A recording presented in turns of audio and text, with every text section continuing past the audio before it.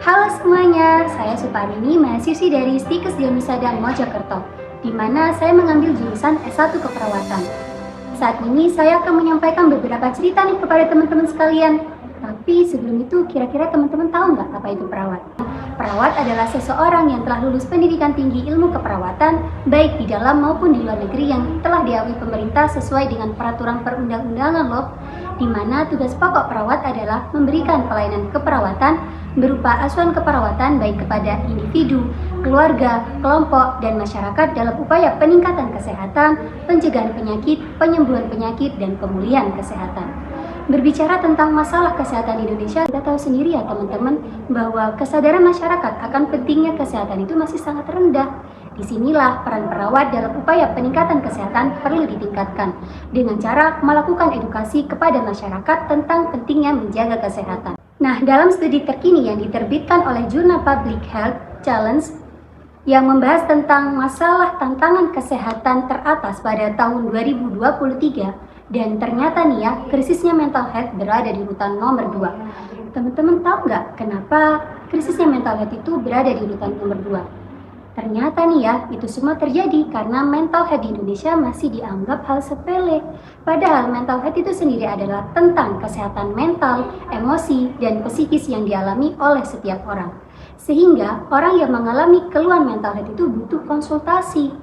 Namun stigma negatif sering diberikan kepada orang yang melakukan konsultasi. Dengan adanya stigma ini, orang jadi berpikir 2 kali untuk melakukan konsultasi atau tidak.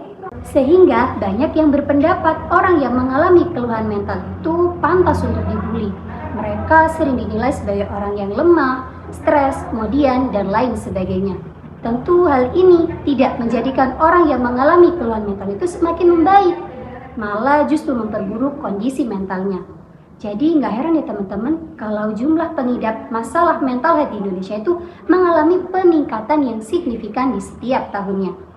Menurut Ibu Nadia Agustin Syakarova, sarjana psikologi dosen UMM mengatakan bahwa pada tahun 2024 diperkirakan jumlah pengidap masalah mental health di Indonesia akan mencapai 3,24 juta orang loh.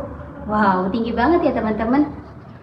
Ngomong-ngomong masalah kesehatan mental yang umum terjadi itu ada PTSD, skizofrenia, depresi, dan gangguan bipolar. Ada kasus viral nih baru-baru ini yang terjadi di kota Mojokerto, seorang polwan bakar suami. Dan ada juga kasus di Jambi, mahasiswi tewas bunuh diri usai lompat dari lantai 12 diduga karena depresi. Nah, dari 2 kasus ini kita bisa lihat ya teman-teman bahwa krisisnya mental health itu butuh penanganan dan perhatian yang cepat agar tidak terjadi kasus-kasus berikutnya karena masalah mental health. Saya tahu semua orang punya masalah, semua orang punya beban kehidupan. Tapi jika kondisi mental health kita sehat, itu akan lebih mudah menghadapi semua masalah dengan bijak dan benar. Bagaimana sih ciri-ciri dari krisisnya mental health? Nah, jika teman-teman mengalami hal seperti itu, segera lakukan konsultasi ke dokter psikiater terdekat. Sekarang sudah banyak kok program dari Dinas Kesehatan yang dapat membantu masalah mental health kita semua.